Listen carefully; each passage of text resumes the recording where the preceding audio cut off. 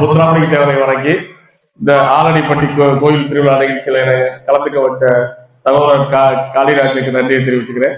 முதல்ல இந்த ஊர்ல இந்த விழா சந்திக்கிறது ரொம்ப மகிழ்ச்சி. ஏன்னா ஏற்கனவே இந்த படத்தோட நாயகனை கூட்டிட்டு இங்க வந்திருக்கேன். அதுவும் காளிராஜ் ஏற்பாடு பண்ணது. ஏற்கனவே நம்ம மன்னருக்கும் தேவருக்கும் மரியாதை செலுத்துறோம். அது பெரும் பாக்கியம். இன்னைக்கு இந்த விழா அது ஒரு பெரிய இதா எனக்கு காளிராஜ் வளர்ந்ததை நினைக்கிறேன். இந்த திரைப்படம் இந்த அளவுக்கு பெரிய அளவுல வர்றதுக்கு இந்த மக்களோட சப்போர்ட் தான். நான் ஊரா ஏன் எல்லாத்தையும் சந்திக்கிறேன்னா, இந்த படம் எல்லாத்துக்கும் போய் ரீச் ஆகணும், நல்லபடியா அந்த மக்கள் எல்லாருக்குமே உங்களுக்கு சேரணும்.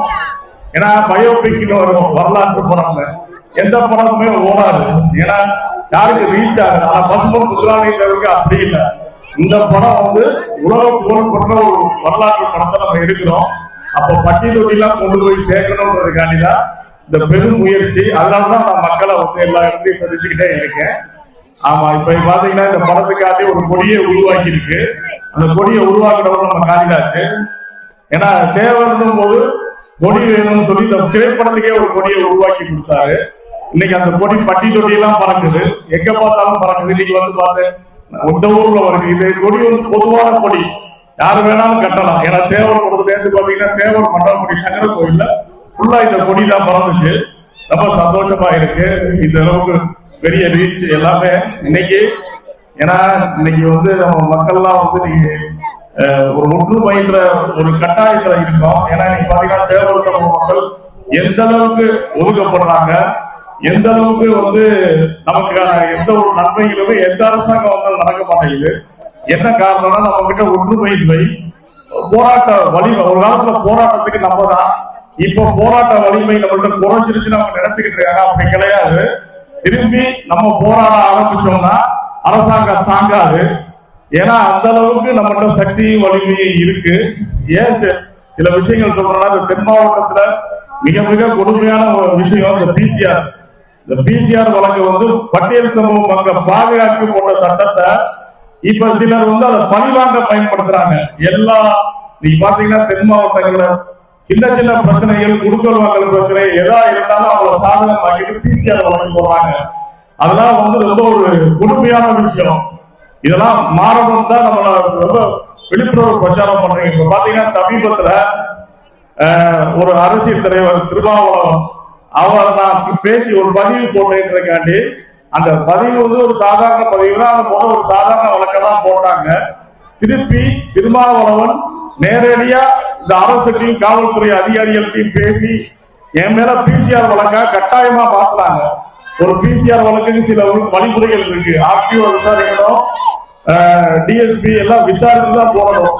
ஆனா இந்த விசாரணையே இல்லாம எனக்கே இந்த வழக்கை போட்டிருக்காங்கன்னா, அப்ப நம்ம சாதாரண மக்கள் மேல இந்த வழக்கு எவ்வளவு துஷ்பிரயோகப்படுத்தப்படுறது நம்ம தெரிஞ்சுக்கணும். அதெல்லாம் நம்ம எதிர்த்து நின்று நம்ம களமாற வேண்டிய சூழ்நிலையில இருக்கும். ஏன் சொல்றோம்னா, இதே கிருஷ்ணசாமி என் மேல ஒரு வழக்கு கொடுத்தது, அப்ப அந்த வழக்கு இந்த அரசாங்கம் போடல என் மேல. ஏன்னா அவர் வேற கூட்டணி. இந்த கூட்டணியிலிருந்து திருமாவளவன் கொடுத்த நெருக்கடினால இந்த படம் நான் அக்டோபர் 30 ரிலீஸ் பண்ண போறேன். அதுக்கு ரெடியா இருக்கும் நேரத்துல இப்ப வழக்க போட்டு நம்மள முடக்க பாக்குறாங்க. எங்களை முடக்கலாம் முடியாது, முடக்கவும் மாட்டோம். எங்களை எந்த காலத்தையும், அதாவது நீங்க தான் அடங்க மறுன்னு சொல்லுவீங்க, நாங்க பிறப்புல இருந்தே அடங்காதவங்க. எதுக்கு அடங்காதவங்க? நாங்க எங்களை சாதாரணமா அடக்கவும் முடியாது. கண்டிப்பான முறையில நீ எத்தனை எங்களுக்கு வழக்கு போட்டாலும், எத்தனை சூழ்ச்சிகள் பண்ணாலும், இதுல சொல்ல வேண்டிய விஷயத்த நான் சொல்லிதான் ஆகும். அதுல மாற்று கருத்தே கிடையாது. இந்த படத்துல காமராஜர் தேவருக்கு பண்ண கொடுமைகளா இருக்கட்டும், இமானுவேல் சேகரன் கொலை வழக்கா இருக்கட்டும், இதை பற்றின உண்மைகளை நம்ம சொல்ல போறோம். இதை எங்களுக்கு எந்த பயமும் கிடையாது. உண்மையை சொல்லி நாளைக்கு எல்லா சமூகமும் ஒற்றுமையாளர்களாம் போறோம். ஆனா அன்னைக்கு நடந்த சூழ்ச்சியும் சூழையும் சொல்லணும், சொன்னாதான் எல்லாருக்கும் தெரியும். அதுக்காக தான் இந்த கடும் முயற்சி. அதே மாதிரி இனி வரும் காலங்கள்ல இந்த பெண் பிள்ளைகள் நாச்சியார்கள்லாம் இருக்கீங்க. நீங்க எல்லாம் யார் மற்றவங்க நம்மள பெற்றவங்களை மட்டும் நம்பு. பெற்றவங்க தான் உங்களுக்கான எதிர்காலத்தை அமைச்சு தர முடியும். அதனால நல்லா படிச்சு நல்லா வரணும். கல்விதான் இன்னைக்கு முக்கியம். நல்லா யோசிச்சு பாருங்க. இன்னைக்கு ஒரு காவல் நிலையமாகட்டும், எங்கேயோ இருக்கட்டும், இன்னைக்கு நம்ம உங்க தகப்பனவோ தாயவோ இந்த பிசிஆர் வழக்கா இருக்கட்டும், எந்த வழக்கா இருக்கட்டும், காவல்துறை எப்படி நடத்துதுன்னு பாக்குறீங்க. நம்ம ஜெயிக்கணும்னா பிற்காலத்துல கல்வியால மட்டும்தான் ஜெயிக்க முடியும். கல்வி கற்று மேல அரசியல்வாதி கூட 5 வருஷத்துக்கு ஒரு தடவை மாறுவாங்க. படிச்சு நீங்க IAS IPS உட்கார்ந்தீங்கன்னா உங்களை ஆயுளுக்கு மாற்ற முடியாது. நீங்க ரிட்டையர்ட் ஆனாலும் உங்க மரியாதை இருந்துகிட்டு தான் இருக்கும். கல்வியால நீங்க நம்ம ஜெயிப்போம். ஏன்னா நம்ம ஆண்ட பரம்பரை. ஏன்னா நீங்க பார்த்த பூலித்தேவர் கட்டவுட்டு வானுயிர நிக்குது, பெருமையா இருக்கு. பூலித்தேவர் உள்ள வரும்போதே பூலித்தேவர் நம்மளை வரவேற்கிற மாதிரி ஒரு மகிழ்ச்சியா இருந்துச்சு. ஆமா, இந்த தேசிய தலைவர் முடிச்சு அடுத்த படம் பூலித்தேவர் தான். நம்ம பூலித்தேவர் படத்தோட ஃபர்ஸ்ட் லுக்கை நம்ம பூலித்தேவர் தேசிய நம்ம வெளியிடுவோம். பூலித்தேவர் வரலாறு இருக்கு. அதுலயும் முதல் சுதந்திர போராட்ட வீரர் உண்மையா நம்ம உலகத்தை எடுத்து சொல்லுவோம். இந்த இடத்துல எனக்கு எல்லாம் வாய்ப்பு மக்களுக்கு நன்றி, வணக்கம்.